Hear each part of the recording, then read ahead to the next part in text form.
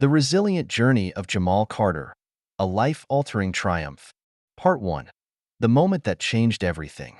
The airport was alive with its usual chaotic rhythm, footsteps pattering on the polished tiles, muffled announcements echoing overhead, and travelers bustling to their gates. Among the sea of faces, Jamal Carter, a 16-year-old black teenager, stood nervously in the check-in line. His backpack, old but sturdy, hung from his shoulders, holding neatly packed clothes, a battered math notebook, and his school-issued documents. Inside the backpack also lay something far more significant: his dreams. He was about to board a flight to Chicago for the International STEM Innovation Competition, an opportunity he had spent months earning. The competition was more than just a chance to showcase his team's sustainable energy prototype. It was his gateway to proving himself, making his mother proud, and perhaps earning a scholarship that would change their lives. His mother's words echoed in his mind, soft yet firm. "You've worked hard for this, Jamal. Show them who you are." The line crept forward, and soon Jamal stepped up to the check-in counter. Behind it stood Ms. Robbins, a sharp-featured woman with an expression as stiff as her ironed uniform. Her name badge gleamed under the fluorescent lights, though her gaze was anything but warm. "Good morning, ma'am," Jamal said politely, sliding his printed itinerary and ID across the counter. Ms. Robbins gave a cursory glance at the papers, her lips twitching downward. "Flying to Chicago, are we?" "Yes, ma'am, for a school competition," Jamal replied, his excitement evident. She paused, her eyes narrowing as she typed into the system. Her gaze flicked to him, scrutinizing every detail, from his faded sneakers to his patched-up backpack. "Huh," she muttered, her tone dry. "What's wrong?" Jamal asked, the first seed of concern sprouting in his chest. Ms. Robbins let out a sharp breath, her disapproval apparent. "There seems to be an issue with your ticket. I confirmed it last night," Jamal said, his voice growing quieter. "It should be fine." She ignored him, clicking her keyboard with exaggerated force before looking up. "Do you even have the means to pay for a ticket like this?" The words hit him like a punch to the gut. Around him, travelers shifted and glanced over, their expressions ranging from pity to suspicion. Jamal could feel his ears burning, the humiliation washing over him like a wave. I didn't buy the ticket. My school did," Jamal stammered. Ms. Robbins scoffed, her condescension dripping. "I see. Must be a mistake. Why don't you step aside so we can sort this out?" Her voice was loud enough for others to hear. A woman in the next line murmured, "Poor kid," while a man muttered something about scammers.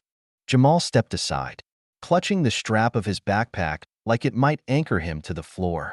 His heart raced as he tried to think of what to do. Should he call his teacher? Would his mother even be able to help from work? The flight was boarding soon. What if he missed it? Part 2. A Turning Point. "Excuse me. What seems to be the problem here?" The voice was calm, clear, and commanding, sharp enough to cut through the tension like a blade. Jamal turned to see a woman approaching the counter with a purposeful stride. She was tall, dressed impeccably in a navy blue blazer with the airline insignia pinned to her chest. Her name badge read Evelyn Grant, Executive Operations Manager. Ms. Robbins visibly stiffened at her presence. "Oh, Miss Grant, it's nothing serious. Just a misunderstanding." Evelyn's eyes narrowed as she looked at the teenager standing off to the side. His shoulders slumped. "A misunderstanding," she repeated, her voice cool. "Let me see his ticket." Ms. Robbins hesitated, but handed the documents over. Evelyn studied them, her brow furrowing slightly. After a brief pause, she turned back to Jamal. "Your ticket is perfectly valid," Evelyn said gently, her tone leaving no room for doubt. Jamal blinked in surprise. "It is?" Evelyn's gaze remained steady. "It is." Then, turning to Ms. Robbins, her voice sharpened. "You'll explain to me later why this young man was treated so poorly." Ms. Robbins' face flushed red, and she turned away. "Come with me," Evelyn said to Jamal, her tone softer now. "Let's get you to your gate." For the first time in what felt like hours, the weight of embarrassment began to lift. Evelyn moved with quiet authority, her presence shielding him from the lingering stares of judgmental travelers. As they passed through security, Evelyn spoke again. "So, Chicago," she said. "What's waiting for you there?" Jamal straightened his shoulders, the pride returning to his voice. "A STEM competition. My team built a prototype for a sustainable energy generator."